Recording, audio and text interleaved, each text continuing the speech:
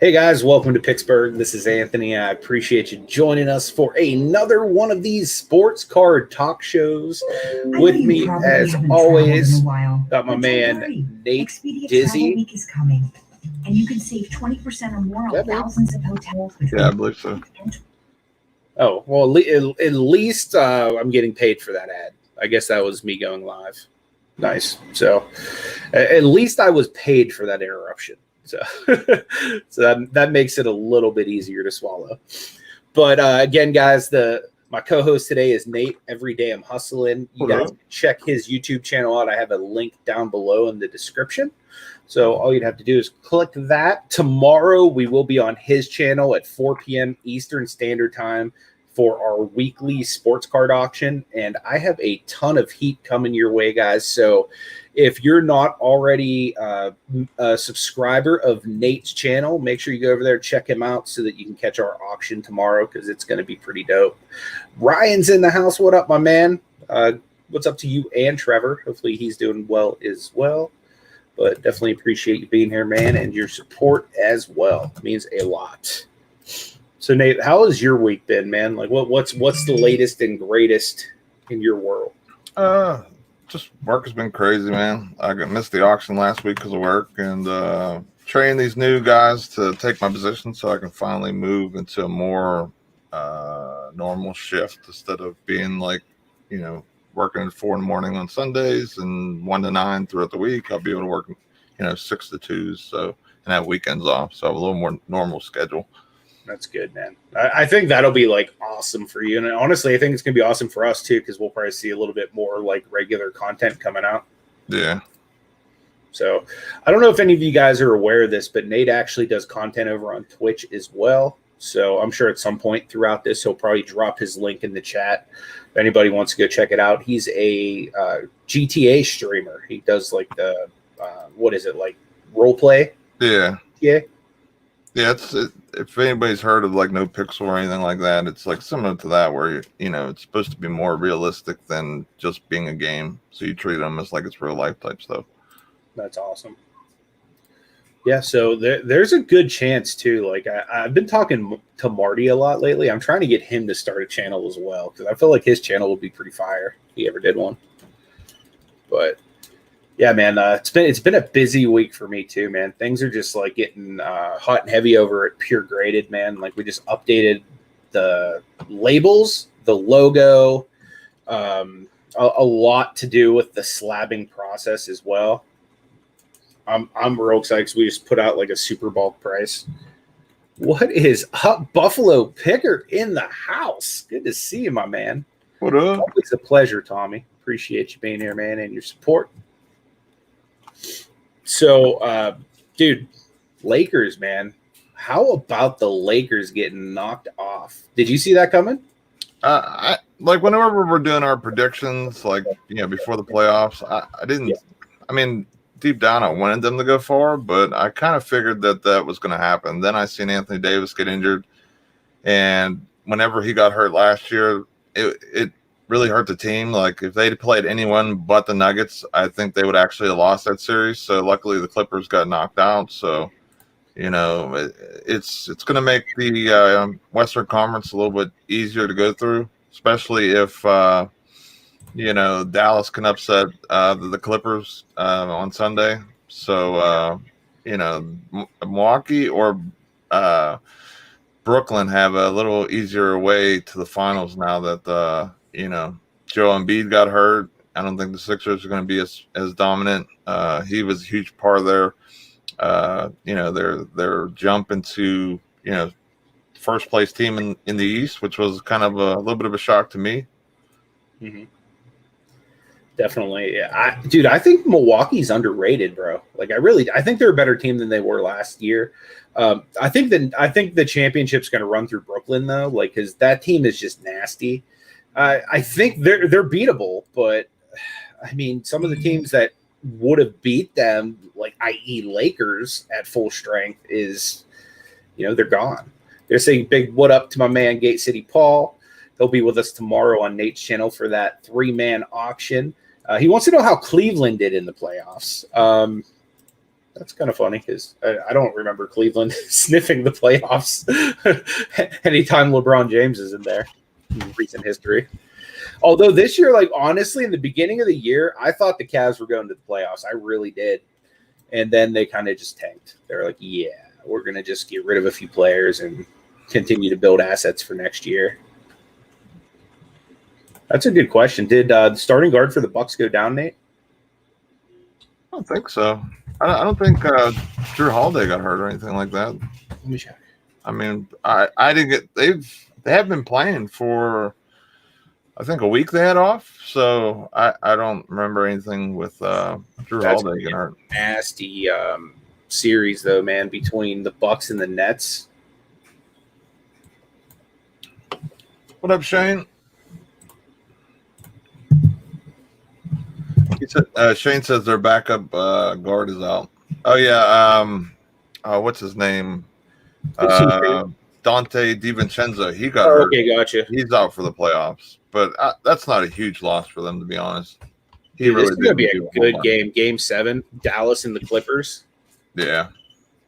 But this series, man, Brooklyn versus Milwaukee, that is going to be disgusting. That is a series that's going to be like much must watch. Yeah, that's basically going to be like the finals for the East. Basically, whoever wins that's going to win against Philly or Atlanta. Whoever wins out of that. I mean, if Joel Embiid was healthy, then maybe I'd give the Sixers a little bit better shot to come out and go to the finals from that matchup. But that's a tall bill. I don't think Ben Simmons can put his team on his back and do that. Tobias Harris been playing really, really well in the playoffs, but he's been getting single coverage on defense and stuff like that because of Joel Embiid down the paint and everything. So, I mean, the way that their system and everything was situated and how they ran their offense, it was perfect the way they had it. But because with Joel Embiid and inside or outside getting all the attention, it leaves their shooters open for three, and they had some snipers. They had Curry. They had Tobias, and one other guy, I think. I can't remember his name, but you know what I mean? Like, basically everyone on the floor. Oh, Danny Green. He's a sniper too. So you leave any one of those guys open, even, when Joel gets down the post where he's a monster, he's a kick out three waiting to happen. So, having Joel go down and even if he's 70%, it's going to hurt them a lot. Oh, yeah, definitely. Absolutely. Because, I mean, honestly, he's their best player. You know what I mean? So, like, they need him at full strength to have any chance, even in the East. What do you think of this Phoenix and Denver matchup? That right there, that could be the West. I think Phoenix is gonna win out the West. I think this is Chris Paul's year, and I think he'll get to the finals and hopefully win finally and kind of, retire on a high note.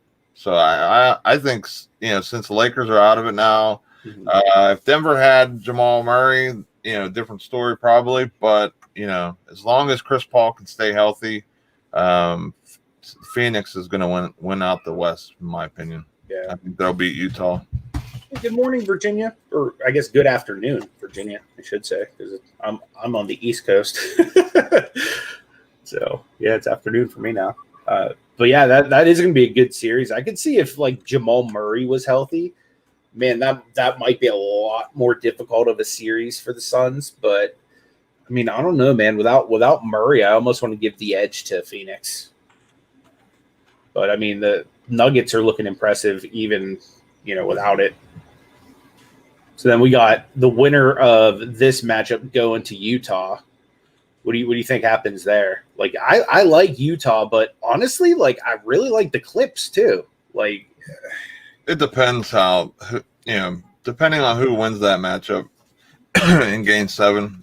That for me determines how far Utah will go. I don't think they have a chance to go to the finals or anything like that. I like Utah. We're kind of touching on it last week, like them giving that big money to Gobert, it kind of limits them a little bit. So they have to depend on more of their role players and their 3-point shooters more on offense. So, depending on who wins Dallas and the Clippers is, I think, depending on how far Utah will actually go. Yeah, for sure. And like I said, I think that this matchup right here, it's got to be Sixers, right? Even with an injured Joel. Honestly, it's honestly probably a coin flip in my opinion right now. I mean, it depends on how healthy Joel really is. I mean, if he's going to get out and play, is he going to play 30 minutes a game? Is he going to play, 20 minutes? I mean, it depends on how much they get out of him. If he's on like a minutes thing where he's only playing like 20 or so minutes, I think Atlanta will come out and beat them because Dwight Howard against Clint Capella. Even though Clint Capella doesn't get a lot of love, he does provide a good rebound defense and is an alley-oop threat, kind of like how Dwight Howard is late in his career right now. Yeah, absolutely. I agree. What up, Chris? Hobby Beast in the house. Good to see you, man. It's Canada's finest, for those of you that don't know. If you don't know, now you know. So, yeah, I definitely want to see this Clippers series, man. Like, because honestly, like, Clips were like kind of like my dark horse out of the West this year. So, I just, for me wanting to kind of be right, I kind of want to see them win, but I like Luka's so much better. Luka's been crushing it, man. That dude's the face of the league here in a couple of years. Like, as soon as LeBron's like, all right, I'm done, I feel like Luka's just going to be that guy. I think the only reason why he isn't the face yet is just because his teams haven't. I mean, they've been going to the playoffs, they've been winning a series here, but they haven't been knocking on the finals door yet. You know what I mean? So once if Porzingis can actually produce and play like he used to play, especially last year, Dallas is a threat in the West. You know what I mean? If they can get Porzingis in there and play some quality minutes and score, I think they beat Utah if they advance versus the Clippers. But, against Clippers, Utah, I think that's going to be a good one. But I think the Clippers will end up winning that. And they finally get the monkey off their back and, go against Phoenix for the conference finals. Yeah. We say what's up to my man, Joel. Appreciate you being here. Shane has a question for us. He says, I know you guys are doing sports cards now, but are you two reselling other things too, or just mainly cards? So for those of you guys that aren't familiar, Nate and I actually, before we were doing sports cards full time on YouTube, we were doing like storage units, garage sales, that kind of stuff, and teaching people how to kind of flip and make money. I still do sell a ton of crap from storage units, pretty much on a weekly basis and stuff like that. I also still do flea markets and stuff like that. I just haven't really been making much content on it because sports cards kind of just like control my life. How about you, Nate? Mostly cards. I mean, I still have stuff in inventory and stuff that's just slowly moving out, like clothing and stuff like that. But I haven't went to basically since COVID hit. Probably a month or two since COVID hit. After COVID hit, I basically shut down a lot of stuff because retail arbitrage is basically dead because a lot of products are getting bought out like crazy. So there wasn't as many opportunities. So I've kind of slowed down on that and really pushed the button with the cards for the most part. Yeah, I agree, Chris. Luka does need another guy to step up. Like I think that's one of like the major things right now with Dallas is I just don't know that Porzingis is like the guy he needs there to help him and for him to be successful. You know what I mean? Like, I wonder if, there's someone else or even like a third guy they need to add to that equation. I think they thought that Josh Richardson was that third guy, but, here and there he'll show sparks of that third guy, but they really need a second guy because if Porzingis is coming in, what did he have the other night or last night? I don't even know his stat line, to be honest. It was so bad. Let me check. I know it wasn't anything fantastic because when I was watching until I fell asleep, he wasn't really doing too much, and I was like, man, I wish I didn't buy his PSA 10 rookie. Yeah, for sure. Has it gone down? It's went down some. I mean, most cards have been going down unless it's like the big guys. Like, but yeah. Let me see if I can. All right, Paul, see you later, man. See if I can pull up his stats from yesterday. Porzingis, he had 7 points. Yeah, that is played 30 minutes. If you're an old school member of the channel, you'll know that is. I don't understand. I mean, even Josh Richardson had 6 points. I mean, that's why you lose. You only have two guys that really can put up points. Boban had the third highest points on the team yesterday. I mean, Boban is that dude though. Like I'm low key a Boban fanboy. I mean, I like him too, but like, you know what I mean? Like he can only play so many minutes because of kind of his physical nature. Ryan's like, what was that thing? That was Nate dressed up for Halloween. We used to have a morning show, and like Doo Brown was like one of our characters that we had on there. But yeah, they just haven't had the production, man. They just haven't been able to give a supporting cast for Luka. If Luka doesn't score, 40 points, 50 points, they've been out of it. So, yep. And that's the thing, man. Look, when you have a player like Luka Doncic, like who can literally be like your face of your franchise for like 20 years, like you need to surround that dude with talent because he's the type of guy that can be like, you know what, screw it. I'll go to LA or I'll go to New York or wherever's throwing out the most money to build a super team. You know what I mean? Like if I was the Cubes, like not saying that he's not a tremendous businessman, but I would like literally have this dude set up to like literally be like Dallas's guy forever. yeah, I mean, in the last game that Dallas won, Luka had 42, Tim Hardaway had 20, and no other player was in double figures in points. Mm-hmm. Everyone had 9, 8 points, and Porzingis only had 8 points. Shot 50%, played 30 minutes again. He's just not either not getting looks or I don't know, man. It's like he's scared to shoot the ball or something. I wonder if he's like fully healthy, bro. Like, you know what I mean? Okay. Or if maybe he's just not back to like being like full like Kristaps. You know what I mean? Because you've seen guys like, for example, in the past, like Carson Palmer went down with that ACL. And he wasn't Carson Palmer for a few years afterwards. You know what I mean? Like he ended up going to the Cardinals and having a little bit of like a resurgence, but he did not look like Carson Palmer after that knee injury. And I'm wondering if maybe Porzingis is kind of dealing with like not being able to do a lot of the things he's used to physically.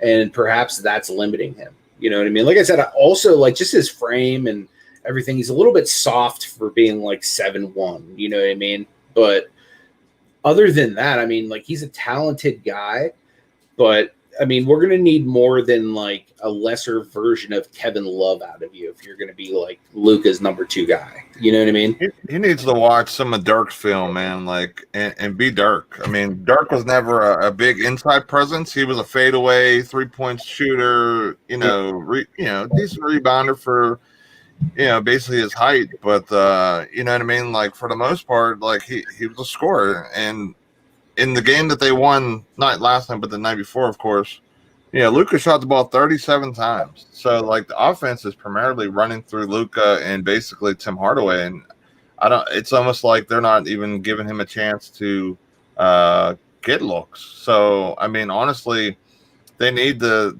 get him involved for them to have they need 3 guys to basically, be able to carry that team. I appreciate you, Tommy.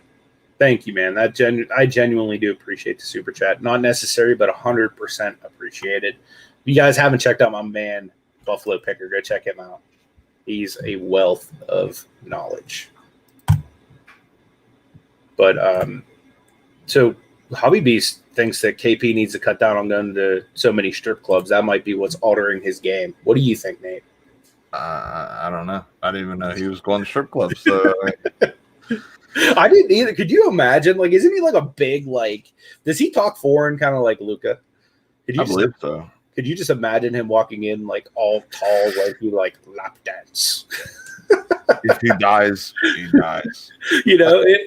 That's what I imagine, like Ivan Drago getting a lap dance. That's what he looks like. Yeah, exactly. That's kind of funny. But I mean, that could be a distraction, like off the court distraction, if he's, I didn't know that KP was a lap dancing fool, but I guess he is. He says it was in the news. He got caught. That's what's up. I mean, how can you like sneak into a strip club if you're 7'1" and you're like a foreign dude? You know what I mean? Like he walks in there, you got to slouch. Dude, he probably glows from the neon when he walks in. He's so pasty. You know what I mean? And he's giant.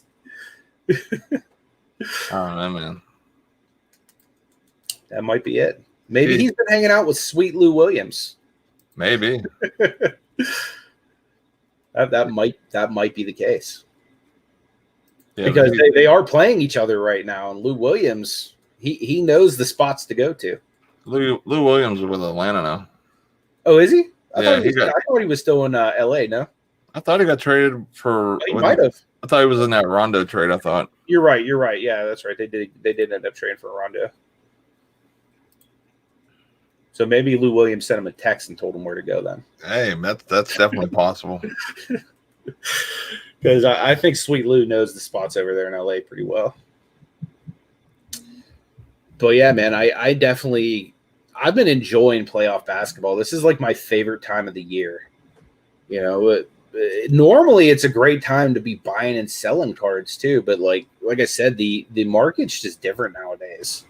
You know what I mean? I'm to the point now where it's like I'm so happy I spent so much on Okoro because like I don't even look up his prices. I'm just happy to have like Okoro parallels and Okoro autographs and like whatever, just because I collect the Cavs so heavy. But right. You know what I mean? Like I really feel like over the last several months, you know what I mean, is a lot of people have been going hot and heavy after like goats and this and that. Like really all I've really been doing is just flipping a lot of guys and just building up my PC with like Cavaliers and stuff like that, Steelers, that kind of stuff. One guy I think that his prices will continue to rise because of how he's been playing is Booker. Yep. He says Lemon Pepper Lou is in ATL right now, dude, and that's crazy too because I definitely think Booker is super underrated as far as younger players right now because it really, as far as two guard goes, in the future, out of every guard that is young in the league, I think him and Donovan Mitchell, they're going to be the guys. Like, you know what I mean? Like if anybody has that ability to be that like James Harden upper echelon two guard, it's 100% Booker and Mitchell. Like those guys I just think are going to be superstar athletes. Not that they're not already on the verge of superstardom, but like I think that both of their prices are really low compared to where they're going to be like a year from now, 3 years from now, 5 years from now. Because I think that both of those guys are just going to be amazing players. I agree, Joel. It definitely can be unaffordable for the average person, and that's why, honestly, it's kind of why you need to pick and choose. And especially in a market like now where a lot of cards are like losing interest, or not losing interest, but losing value, like especially a lot of like the upper end ones that people are chasing after and stuff like that. For me, it's like I've always kind of been in it first just because I enjoy collecting cards. You know what I mean? So it's like I had an opportunity, and this is going to sound so dumb to you guys, you know what I mean? Because I do dabble in the investment side of this hobby as well, but I had the opportunity to either grab an Optic Shock Zion Williamson or a Optic Shock Kevin Porter Jr. And I went with the Kevin Porter Jr. over the Zion, which is investment-wise not a great idea, but I collect the Cavaliers. So like for me, regardless of what happened in the market, I still had a guy for my team that I liked. You know what I mean? So I wasn't necessarily like hurting because of it. Like, oh man, Zion's, hurt or his prices are down. You know what I mean? I'm all, butthurt that I'm going to probably take an L on this deal. Whereas like when it comes to stuff that I genuinely enjoy collecting, it's like I don't even ever really look up the prices. You know what I mean? Like I have a stack of cards that weekly I like go through market movers because I want to kind of see what my investment's doing. Is this the time I should sell it? Should I not sell it? But like with my Cavs stuff, like, dude, honestly, I don't even care. You know what I mean? Like I'm just like thrilled beyond belief that I have an Anderson Varejao sitting here on my desk. You know what I mean? Like it is what it is what it is. You've made the Virgil market go up probably like 10% just because you've been buying up all the autos and patch autos of him. Yeah. Yeah, I completely agree, Joel. He says when you go to shows, it's like a museum. Who can't afford these cards in showcases? Not the average. Exactly. And honestly, you know, my business model when it comes to cards is drastically different than a lot of people that are in this for like the investment / flipping game. Because my thing is what I do is I buy up a lot of cards that are super cheap that even once grading, people can afford to buy them. You know what I mean? And you're not making like, for example, like Nate went and picked up a Kobe Cyber Metal. Even at like an 8, that's like a $600 card. You know what I mean? Whereas like I'm getting 9s and 10s, and I'm flipping them for like $50 or sometimes even less. But the profit margins are really, really nice still. You know what I mean? So my goal has been to kind of target, like you said, the everyday person who can afford that kind of stuff, because you're looking at a certain clientele with the big stuff. Whereas like, for example, like if I was out buying up a bunch of Kobe's and like higher end stuff like that, which I do still buy that stuff. Mainly I try to get it for myself so that I can get in at a lower price and have a bigger card for, you know, long-term investment. But I really like going after the low end stuff because I feel like everybody can buy it, and like honestly I have no problem moving it, you know. And I think it's the easiest way to kind of prospect without truly prospecting, because you're kind of allowing somebody else to do the prospecting for you, because literally I just go out and I target the young guys, rookies, stuff like that, get them graded, and you know, I flip them. And that's honestly how I build like a lot of my Cavaliers up and stuff like that I have, and my Steelers, stuff like that, just by building them off of the young guys. What about you though, Nate? I know that you're a more like high end, like, you know, you go for like the big stuff. So what's kind of like what kind of strategy can people kind of take from the way you make money with cards and kind of apply that to them making money or trading up for bigger stuff? You basically want to go after silvers and short prints, you know what I mean? Numbered stuff, rookies.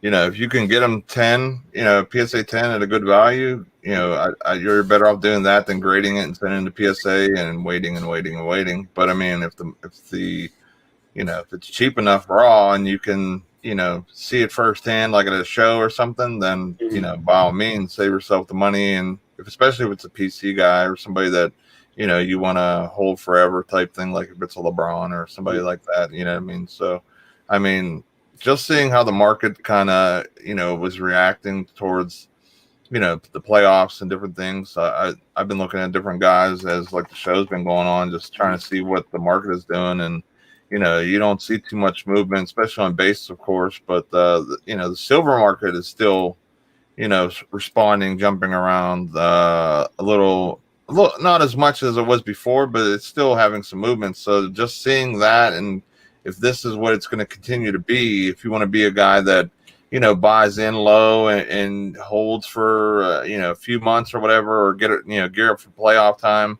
that silver market's where you want to be at. Silver, the short prints, and, you know, in PSA or whatever, you know, grading. Definitely.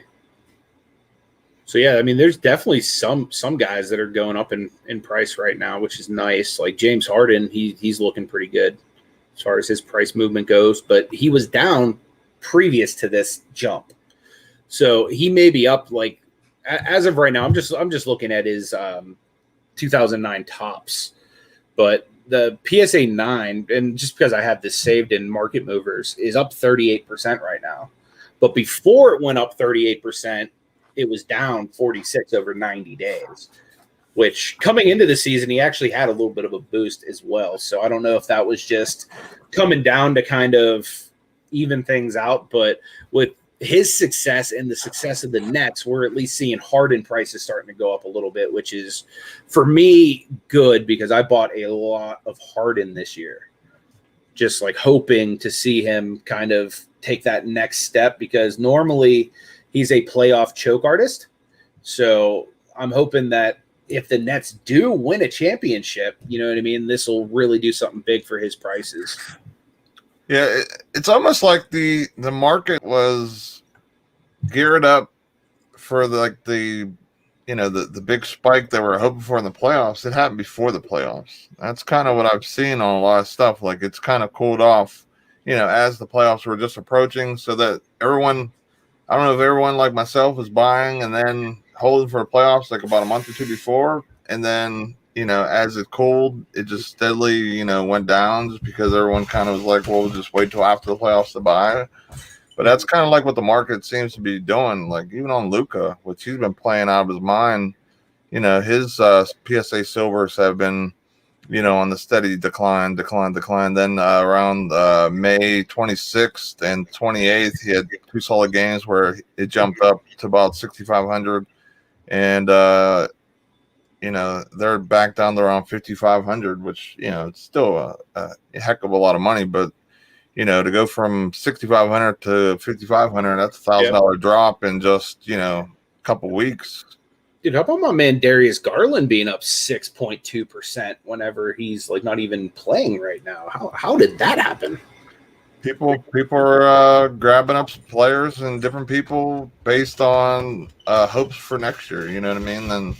And buying, if you're going to be buying players, buy them right now if they're not playing in the playoffs. Because you'll see if they were just in the playoffs, probably want to wait a little bit until they cool fully and then grab some. But for the most part, if there's guys who haven't been in the playoffs at all, you know what I mean? Like those guys are totally forgotten about. And, being that the Cavs have Sexton and Garland and, well, they still got Kevin Love's on the roster. I thought they were going to, I was going to say they might have more cap room, but, look at team success. They might, have a better year next year that they're set to be high in the draft again. I don't know. They probably didn't announce the drafts yet, but, I believe they still will be in the lottery pick for sure. So, yeah. Joel has a good question here. He says, I see everybody talking pop reports, but that doesn't tell you what's not grading or waiting 6 months to a year or so. So are pop reports really accurate at all? I would say the way I apply a pop report when I'm looking to buy or sell something is typically I use it as kind of like a thermometer to kind of test the temperature of that card to see how hot or not it is. You know what I mean? If it's super graded, like for example, like you can already see Zion, Luka, like those cards and stuff are already super graded. Like, and just think there's probably, I know for a fact, I probably have at least 20 to 25 Zion sitting at PSA, SGC, or not SGC, CSG, or wherever right now. You know what I mean? So if that's the case, like how many other people probably have 20 plus or however many Zion sitting out somewhere right now too, which I fully agree. So I kind of use it as kind of like a temperature gauge to kind of see like kind of how many of X card there's going to be, because you may not want to, invest in a Prism base because there could be, X number out there, flooded market, prices tank, that kind of thing. Whereas, you might look at it and not see a whole lot. And that just could theoretically mean like, hey, there's like, I don't know, 500,000 LaMelo Ball Prism bases just sitting there waiting, you know what I mean? Or whatever, and especially with them being closed right now and Beckett for that matter, it's even harder to kind of gauge the higher end market and pop reports and stuff like that. But like I said, as long as you use it as kind of like a temperature and not like the gospel, like it's not like, this is the way it is and, nothing else, because we do know that on modern, like ultra modern stuff, the numbers are going to definitely be a lot more inflated once all of these cards kind of make it through grading. Now on older stuff, I think you're safe. Like anything like, early 2010s to, maybe even 2015, 16 era, you might be safe. I would say maybe the last 2-3 years is kind of where we have the inconclusive information just because of grading and stuff like that. At least that's my opinion and take on it. Do you have any kind of differences of opinion as far as that goes? The way I look at pop reports is like, for example, like my Kobe Cyber Metal, there's only 555 ever graded. Mm-hmm. And there's 300 that are 9 and 10. So like you're going to buy an 8 and hope it was going to be like a, super investment piece.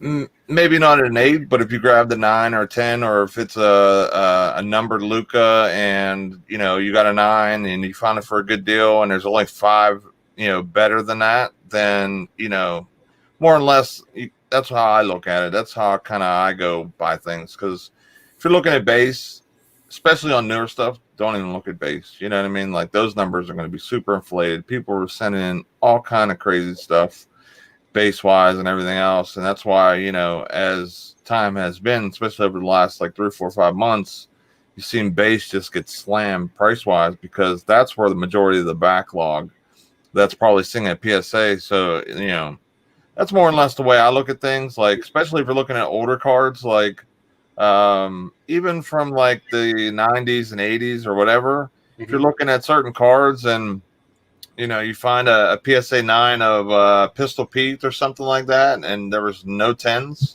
then then that's a 10 basically, because that's the best thing smoking grade wise that's available. So more or less, that's more or less how I use it. I look at it like for super investment deals, or like, okay, I found this 9, it's super cheap. Okay, how many 10s are there? How many, if there's a number card, how many above it is it? So this way, as things go and time goes, like especially with like LeBron and different players and older players, you could see how many of those number cards or those short prints or whatever are being graded, and you could see how many are above you, or even if you're one of the only PSA 10s, that makes it better, because then you could set the market. You can make the price up basically yourself. I mean, if it's somebody like a Luca and you got his numbered rookie card or a press proof or something crazy like that, and you have one of the few only PSA 10s, which that could be kind of hard because of how printing has been lately. But let's say, for example, you know what I mean, then you could set the market, versus if it's a base or something like that. You got to kind of fall in line with the prices. So I kind of want to do something a little interactive with the chat here. And both of us are going to kind of talk about this, but I really, really want to see who the chat considers long-term holds as well. So I guess I'll start just because it was kind of my idea, but I kind of want to hear from your perspective too, since you and I both kind of like, we do the same thing, but we do it like a different way. So like, I think that your strategy in this is going to be valuable as well. But like, what are some guys, like, you don't have to name like all of the guys, but like, 2 or 3 guys that you are considering, like, these are guys that are younger guys that I'm considering holding their stuff, like gambling on them long term. For me, Ja Morant is like, I'm keeping his auto like as long as I can, at least. You know what I mean? I'm super, super bullish on him. I probably bigger on him than I am on LaMelo. I'm bigger on him than I am on Trae Young. I just love Ja Morant. You know what I mean? Like, just the way that dude plays. So he's a guy that I'm gonna like literally hold on long term, hoping that it doesn't turn into like a Derrick Rose type situation where, like, early on in D Rose's career, people are probably like, first 2 years, you're probably holding his stuff thinking, man, I'm about to be cashing this sucker in for something huge. And not that he's not valuable still. He still has value because he did come back and he's having a good late career now. But that's always something to worry about. You know what I mean? Like, and I already see a few people. Yeah, it could be any sport, Jay Harrison. It could, speaking of other sports, like, I mean, it's an obvious one, but football, like, how can you not gamble on Mahomes long term? You know what I mean? Like, that guy just looks so special. It's insane. Like, he's like going to be the Tom Brady of the next generation, in my opinion. Yeah, as long as they can keep a team built around him, which he does have a team-friendly contract, that's for sure. Yep. And I see Luca in the chat a few times. Absolutely. Like, Luca, in my opinion, like, I don't know if I've said it on this show already today, but I think once LeBron retires, Luca is the face of the NBA. I think that highly of him. Chris says he's holding Trae, Booker, and Luca. Absolutely. I think you can't go wrong on any of those guys. I need to get some more Booker. I'm like severely behind on Booker. I was just starting to look up his stuff, and then Gary V posted like the stacks of his stuff, and I was like, yeah, I can't afford him now. So because then you see the big jump, but he's definitely one that I need to get something of. Another one that I really, really want to get an auto of is Donovan Mitchell. Like I've been wanting to pick up his rookie auto all year, and I just haven't gotten around to it yet. I ended up picking up a rookie auto, which is really, really sick. It's like one of my favorite cards. I love John Morant. Acuna, yeah, I think Acuna is a stud, man. Luka Mahomes, definitely. How about you, Nate? Like, who are your guys that you're just like, man, this is the dude. I don't care what anybody says. Probably my top 5 like people that I like is LeBron, Luka, Curry. I like LaMelo a lot. I really like him a lot. He's very, very special. You know what I mean? Like, there's guys that, you know, make people better around them, and those are guys are special. You know what I mean? He has a special way. He has a gift of being that floor general, and if he could continue to shoot 3 like he's been, I think he's going to be. Him and Luka are going to be like, you know, the top 5 guys in the league. Kevin Durant, I mean, especially if this year ends with a championship, you know, you got enough rings and enough accolades for him to be a long-term hold, you know. So if you have any of his like short prints and rookies and things like that, I would definitely, especially if you got one of his black border tops, you know, those would be the creme of you know, because they're so hard to grade. Yep. Donovan Mitchell, you know, I think he's like the Dwayne Wade of this generation. Of the way he plays, he's very explosive, can shoot, makes people good around him. I mean, you see how they've been through the playoffs and how, you know, they lost the first game of the playoffs without him. So you could see, you know, it's not just a rotation guy or a, you know, semi type of star. I mean, he playoff time last year, he was lighting it up, and that's why, you know, I was grabbing as much as I could of like the different short prints of him. I still have that tricolor select and different things. So. Nice. Giannis too, man, but like, you know, he needs a better, you know, postseason. You know, he can't get bounced every year in the second round. You know what I mean? Like, so if he can get over the hump and somehow beat the Nets, you know, if you can pick up any of his stuff cheap, you know, during the off season or whatever, if he can somehow get to the finals or whatever, he's another guy too. So basically, like, you know, when you look at the NBA, you want to look at them. If you're talking like current players, you know, you want to look at the top 10 guys, or maybe guys that are in the 15 to 20 to 25 that are just young and just need a little more seasoning to their game, or, you know, maybe they're just a bad team, like kind of, you know, Charlotte. I think they're a piece away from really, you know, being a really special team. So like, you know, stuff like that. That's kind of how I look for guys on like on the holds and stuff like that, man. Yeah, definitely, man. How about, are there any like players that like really haven't popped that anybody is prospecting on in any sport? I always love hearing like players that people are up on that I might not be yet. But I mean, honestly, this is gonna sound like a homer thing, but I think Darius Garland's like, I think he's gonna blossom. Like, I honestly, like, ask anybody who like actually watches the Cavaliers. Most Cavs fans will tell you Garland's better than Sexton. I like Sexton better, man. But I mean, Sexton's got that dog, but Garland all around has more talent than Sexton. That's the crazy part, and we haven't really seen it yet because he's a little bit injury prone. But I definitely think Garland, and I think he's going to take a step next year. But then again, I'm a Cavs fan, so like that's a very biased opinion.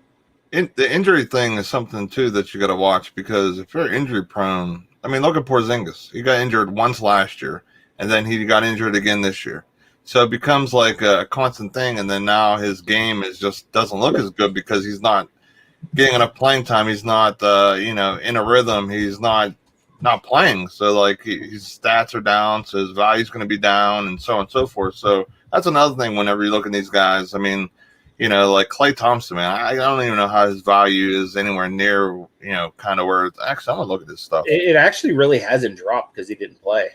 Like you would think his stuff. Pretty sure his stuff's like flat all year, pretty much. Because that's one guy that I definitely want to grab. I think the Warriors are going to be something amazing next year if they can, if they can kind of, even if they just kind of keep the team that they have and just enter Clay. Mm-hmm. Wow, like you have Seth who doesn't need to score 40 anymore. Now he's just being Seth and being creative with the ball and just doing his thing, and like he's special, man. I'm about to look at Clay's. I hope he does, Tom, because I like Porzingis as well, man. Like I don't wish him like to do bad. I just would like him to do better. Clay's prices they have been pretty dormant. I mean, his highest point was March 23rd of this year. It was around 1,300, and now his PSA 10 is about 800. So, and it actually went up a little bit. So I think people are starting to buy Clay in preparation for next year. But there's also a huge risk with him too, because he's had 2 years of not playing. I mean, his 3-point shot is going to be amazing because that's probably the only thing he's been able to do. But so he could make 3 sitting on the bench, bro. Yeah, he can. He literally does that during halftime or whatever. But you know what I mean? Like having a guy who's been injury prone year after year after year, 2 years in a row, if he gets hurt with another knee or Achilles, his career might be over. Dude, honestly, if you have one of his cards, that's you're going to take a huge loss. It's going to be a card that goes from $800. Say you buy today, you buy his Prism PSA 10 right now for $800. His card's going to go down to probably like $200. His PSA 10, you know what I mean? Just because he only played a few years and had a couple championships. Yep. So I completely agree. Personally, if I'm Golden State, I just bring him back. I work him in, slowly, and I'm like, dude, we just need JJ Redick. If you can be a JJ Redick type threat until you're fully healthy, you know what I mean? You don't need to be full Klay Thompson yet. You know what I mean? Even if you come in as like a JJ Redick role where you're just a shooter, you just spot up and shoot the 3. If they can do that with him in the interim, I think that'll give them a little more longevity. You know what I mean? Until he's ready to be Klay Thompson again, because clearly he wasn't ready to do some of the things he was doing because he re-injured himself last time. So Tom's asking thoughts on MPJ. I love MPJ. Like, honestly, I wish the Cavaliers would have drafted him 8th instead of Colin Sexton. And I love Colin Sexton. So if that tells you anything, I really, really do like MPJ. I think that he's going to be a lot better of a player. And I think that he gets a bigger role with the team next year, even once Murray's back, just because even with Jokic and Murray there, I think he has more natural talent. He's a better natural athlete, in my opinion. So I definitely think he's not done developing yet either. So I think we really haven't seen how good he really is yet. Actually, this year, since last year was deal, they can. I'm sorry, wait. Yeah, he's a restricted free agent next year, Michael Porter Jr. So honestly, he needs to go to another team. I just don't think the philosophy in Denver really allows him to fully play to his full potential. Now that Jamal's out, of course he's getting a lot more looks and stuff like that. But I think until unless they change their offenses off season, seeing what he's able to do, offensively, I think that's where you'll see him have better stats, more value overall, because he'll be worth more, because you'll see it over longer period of time than like this year, for him. And I think he had 22 points in the first quarter of the last game or something like that. I mean, that's amazing, dude's a stud, man. He really is. But I mean, you got Jamal Murray, you have Joker, so that's your 1-2, of course, because your point guard and your best player is, of course, going to be the 1-2. And then he has to carve out a role, kind of like how Porzingis needs to carve out a role. You know what I mean? He's just not getting enough looks. He needs to just right the wrong and be like, look, guys, this isn't working out here. I'm going to go sign with the Cleveland Cavaliers and win a championship.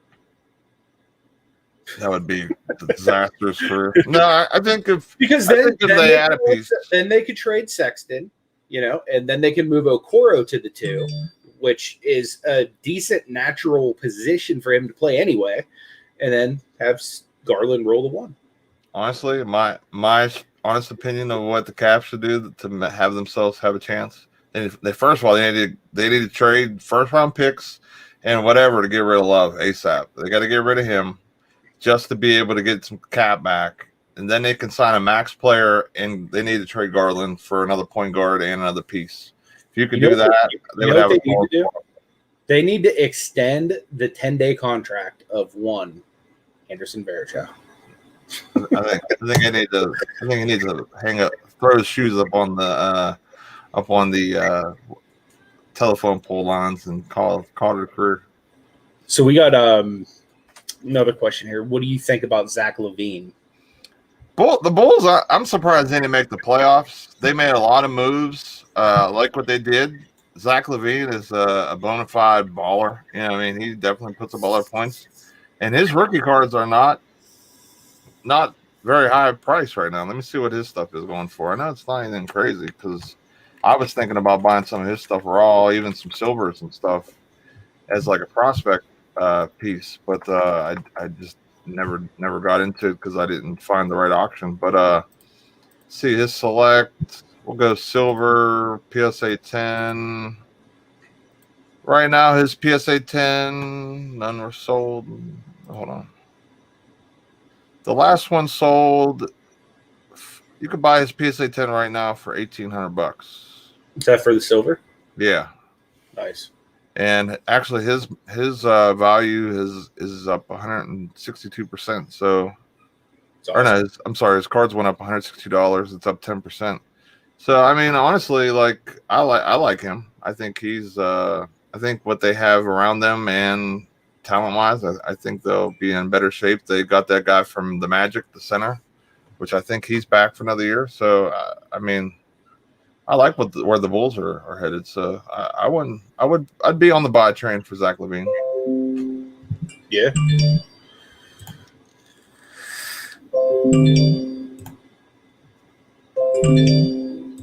They said, Pittsburgh, I need a therapy after 3 days of what's not at. Just tell me, don't buy no more. Don't buy no more, man. Don't buy no more. Don't buy no more until after the playoffs. Don't buy any more till in the playoffs. Then about 2 weeks after the finals, then buy. I really can't tell you not to buy because, as you can see, I keep buying too. So I have a sickness when it comes to the Cleveland Cavaliers and the Pittsburgh Steelers. I haven't really bought too much. I agree big time, Joel. Cat has the potential to be the best center in the league. The potential to be. He has not put that together yet, but he has that kind of potential.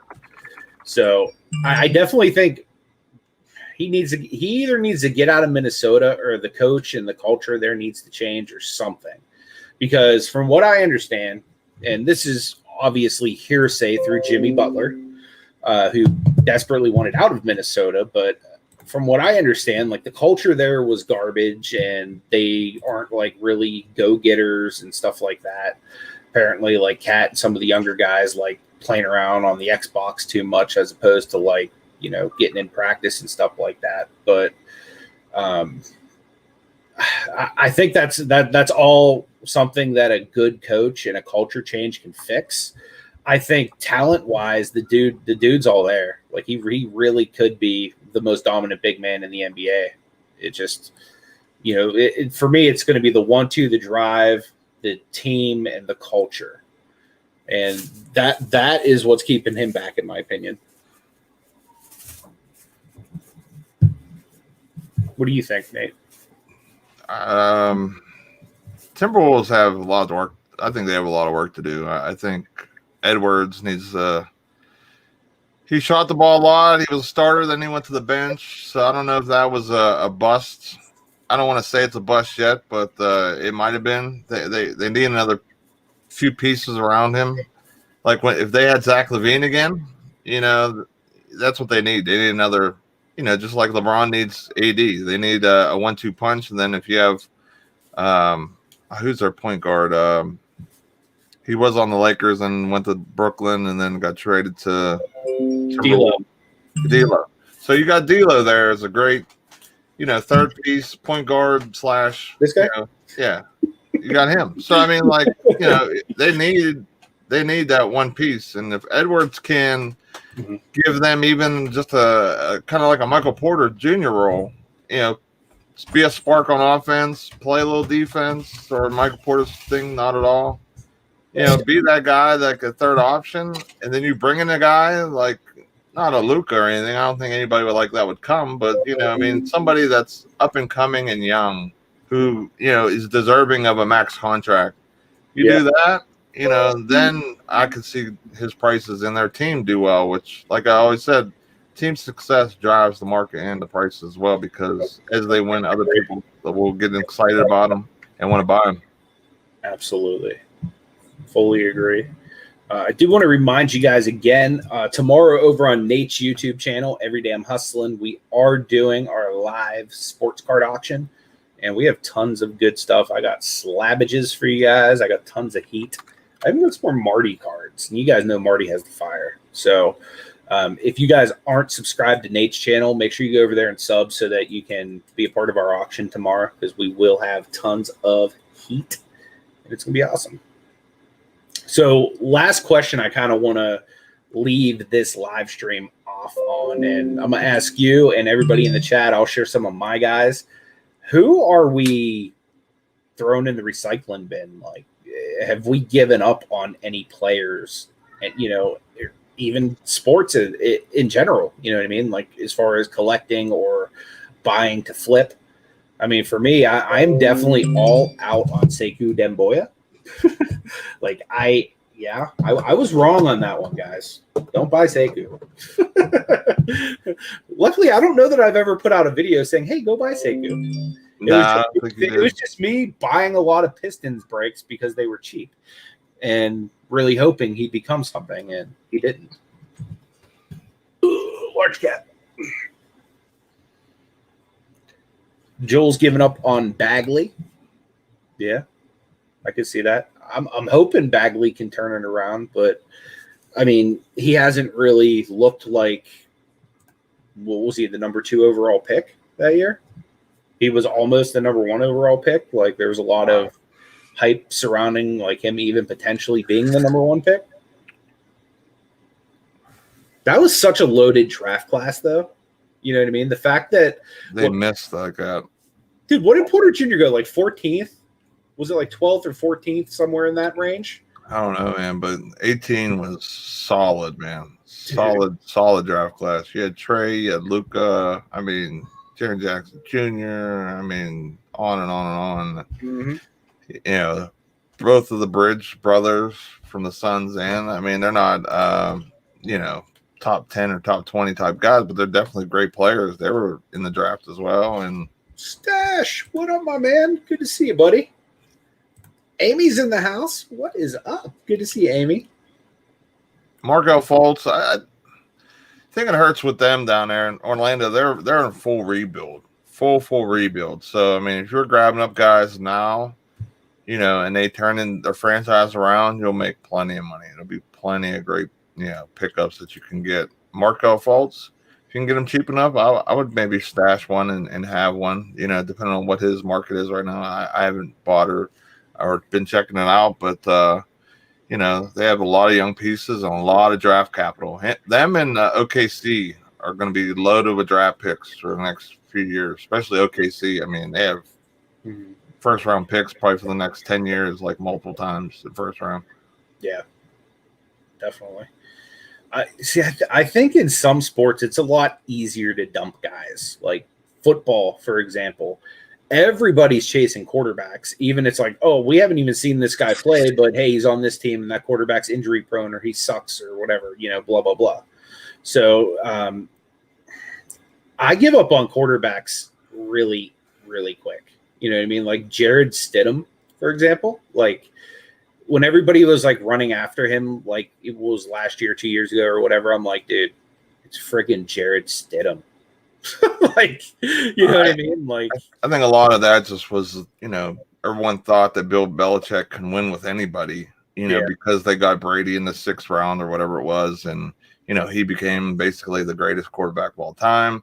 And they didn't give Brady the credit that Brady deserved. I mean, even though you might have the greatest game plan, the perfect play called, if the person doesn't execute, then it's not a good play. It ended up being a pick or a fumble or incomplete pass. So, like, I think a lot of that was the emphasis of why people were going after Stidham and players like that, because they thought, okay, well, maybe he won't be Brady, but they'll be successful. His prices will continue. He has one good game, his market goes crazy, which could, happen with any quarterback, especially guys off the bench. But, you know what I mean? Like, from a standpoint of what happened last year, they went out and got Cam Newton, and then his prices tumbled and tumbled and tumbled, and then they lost. And, I don't think, they didn't make the playoffs last year. I don't believe so. So, like, his on market tanked along with the Patriots. But this year, they got Mac Jones, so it'd be interesting to see who kind of wins the quarterback battle there. And they spent a lot of money in free agency. So depending on who you think's going to start, that's the quarterback you want to go with. If you think it's Mac Jones, then grab a bunch of Mac Jones. If you think it's going to be Stidham because he's had a chance to sit and learn, and you think he'll start off right at the bat, he has one great game, but the future is Mac Jones, then I would sell right away after that one great game and then make your money and then go buy Mac Jones.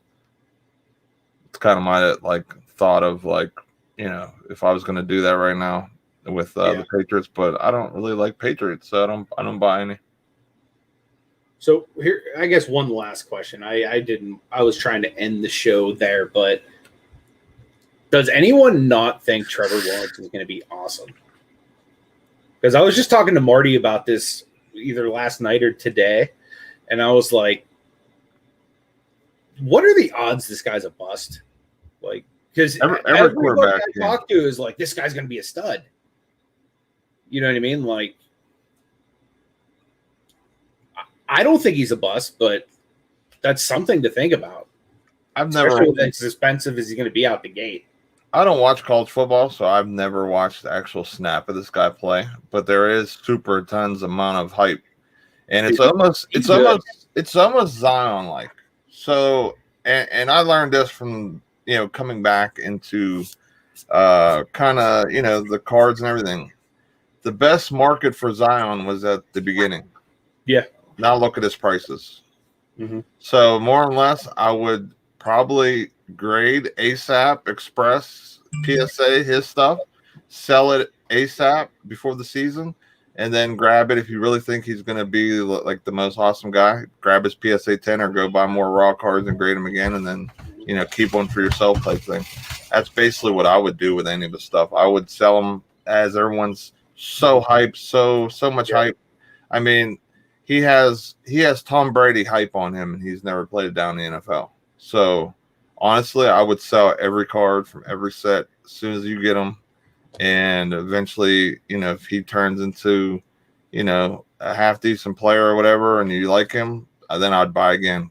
Because look what Zion's prices are now, and he's a guy I would still hold on to. I still have my Zions from when I first bought them. I should have sold them because that was when I could have made more money on my buys, but I didn't. I thought, I should hold on because it's going to be, he's still a heck of a player. I really like him. I think that guy's a definite person to be buying into, marking for next season, depending on hopefully what they do in free agency and draft again. But yeah, I mean, it's kind of my thought on Lawrence, man. Sell ASAP. Yeah, Joel says he's going to be super expensive. They're going to make so many different Trevor Lawrence cards. Absolutely. Like, honestly, though, like you hit the nail on the head when you're like, this guy has like Zion hype. He really does. It reminds me of how Hoop was. People are going to go crazy for packs. Like, wax prices are going to be insane because everyone wants to have a box stash because if he turns into Tom Brady, then they can sell it later on and for $1 gajillion, 10 years from now, whenever he wins something, hopefully. But it's a huge risk holding on to wax or players right off the bat, because especially if you're buying PSA 10s right off the bat. I mean, because just like LaMelo's base PSA 10s right off the bat, and PSA was closed. People were sending him Super Express, paying $300 a card or whatever to get graded, and they were going for $2,000 for PSA 10s of his base. Mm-hmm. I don't even know what his market is. I'm about to look right now, but I guarantee it's not that high, or definitely not that high, especially his base. You know what I mean?